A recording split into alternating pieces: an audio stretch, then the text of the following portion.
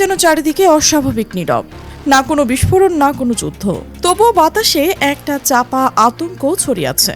এমন এক ফলাফল প্রকাশিত হয়েছে যা কেবল একটি রাজ্যের সরকার বদলের খবর নয়, বরং অদৃশ্যভাবে পুরো অঞ্চলের শক্তির সমীকরণে ধাক্কা দিয়ে গেছে। পশ্চিমবঙ্গের নির্বাচনের এই রায় যেন নিঃশব্দে লেখা এক বিস্ফোরণ, যার কম্পন অনুভূত হচ্ছে সীমান্তের দুই পাশেই। বহুদিনের হিসাব নিকাশ, ভবিষ্যৎবাণী আর রাজনৈতিক কৌশলের শেষ অঙ্কে সে যে ফলাফল দাঁড়িয়েছে তা অনেকের কাছেই ছিল অনুমেয়, কিন্তু তার প্রভাব কতদূর গড়াবে সেটা এখন সবচেয়ে বড় প্রশ্ন। এই ফলাফলে ভারতীয় জনতা পার্টি প্রথমবারের মতো পশ্চিমবঙ্গের সরকার গঠনের পথে এগিয়ে যাচ্ছে। দীর্ঘদিনের শাসক শক্তিকে সরিয়ে দিয়ে এই উত্থান নিঃসন্দেহে একটি বড় পরিবর্তনের ইঙ্গিত বহন করছে। আলোচনায় উঠে এসেছে নেতৃত্বের প্রশ্নও, বিশেষ করে তৃণমূল কংগ্রেস থেকে উঠে আসা এবং পরবর্তীতে বিজেপিতে যোগ দেওয়া শুভেন্দু অধিকারীর নাম ঘিরে জল্পনা এখন তুঙ্গে। তিনি কি নতুন ক্ষমতার কেন্দ্রে প্রধান ভূমিকায় থাকবেন? নবান্নের ক্ষমতার করিডোরে নতুন পতাকা ওড়ে, তবে তার প্রতিধ্বনি সীমান্ত পেরিয়ে বাংলাদেশ পর্যন্ত পৌঁছে যাবে এমন আশঙ্কা বা বিশ্লেষণ শোনা যাচ্ছে কিছু মহলে। যদিও এই ধরনের আশঙ্কা নিয়ে মতভেদ রয়েছে, তবুও ঢাকার নীতি নির্ধারক ও নিরাপত্তা বিশ্লেষকদের মধ্যে বিষয়টি নিয়ে আলোচনা শুরু হয়েছে বলে জানা যাচ্ছে। সীমান্ত নিরাপত্তা, অভ্যন্তরীণ স্থিতিশীলতা এবং আঞ্চলিক সম্পর্ক সব মিলিয়ে একটি জটিল সমীকরণ সামনে এসেছে। বিশেষ করে সীমান্তবর্তী এলাকাগুলোতে নজরদারি বাড়ানোর প্রসঙ্গটি নতুন করে নয়। অতীতেও বিভিন্ন পরিস্থিতিতে বাংলাদেশের সীমান্তে সতর্কতা জোরদার করা হয়েছে।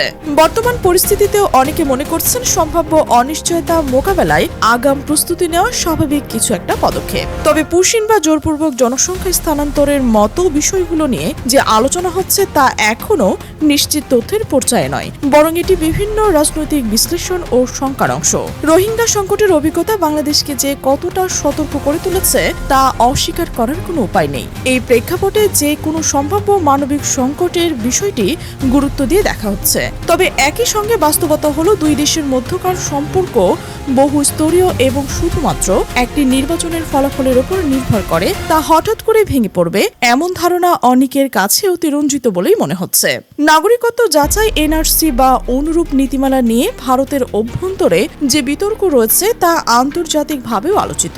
পশ্চিমবঙ্গ যদি এই ধরনের কোনো উদ্যোগ নেওয়া হয় তাহলে তার সামাজিক প্রভাব কি হতে পারে তা নিয়ে নানা ধরনের মত রয়েছে। কেউ কেউ আশঙ্কা করছেন এতে একটি বড় জনগোষ্ঠী আইনি জটিলতায় পড়তে পারে, আবার অন্যরা বলছেন এটি সম্পূর্ণ অভ্যন্তরীণ নীতিগত বিষয়।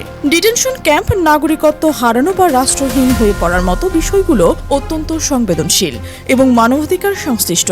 তাই এসব নিয়ে যে কোনো আলোচনা সতর্কতার সঙ্গে করা জরুরি। একইভাবে সীমান্ত পেরিয়ে জনসংখ্যা স্থানান্তরের সম্ভাবনা নিয়েও যে আশঙ্কা প্রকাশ করা হচ্ছে তা এখনো নিশ্চিত বাস্তবতা নয়, বরং এটি সম্ভাব্য পরিস্থিতি হিসেবেই আলোচিত হচ্ছে। বাংলাদেশের অর্থনীতি, নিরাপত্তা এবং কূটনৈতিক অবস্থান নিয়ে যে উদ্বেগ প্রকাশ করা হচ্ছে তা একেবারেই অমূলক নয়, কারণ যে কোনো বড় আঞ্চলিক পরিবর্তন পার্শ্বিক দেশগুলোকে প্রভাবিত করতে পারে। তবে একই সঙ্গে এটাও সত্য যে বাংলাদেশ গত কয়েক বছরের অর্থনৈতিক ও কূটনৈতিকভাবে উল্লেখযোগ্য অগ্রগতি অর্জন করেছে, যা তাকে অনেক বেশি সক্ষম করে তুলেছে।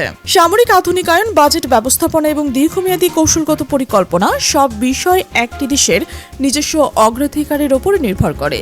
কোনো সম্ভাব্য সংকটের কারণে এগুলো সম্পূর্ণ থমকে যাবে এমনটা নিশ্চিতভাবে বলা কঠিন, বরং ইতিহাস বলছে চ্যালেঞ্জের মুখে অনেক দেশ নিজেদের ক্ষমতা আরও বাড়িয়ে তুলতে সক্ষম হয়েছে।